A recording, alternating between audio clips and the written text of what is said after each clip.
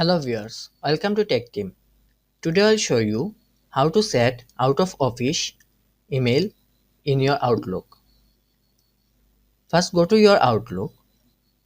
From the top left, click File. Now you can see automatic reply option. From there you can set out of office email. Click there. Now mark send automatic replies. You can set the time by clicking there. Now set your start time and end time. Then on the box write that you are out of office.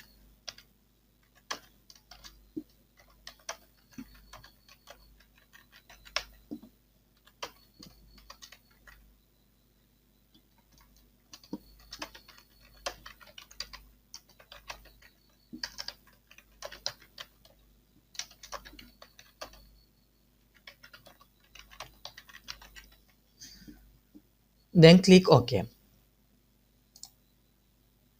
So that when someone mail you and if you are not in office, they will get that email reply automatically. That's all. If you like this video, please subscribe. Thank you.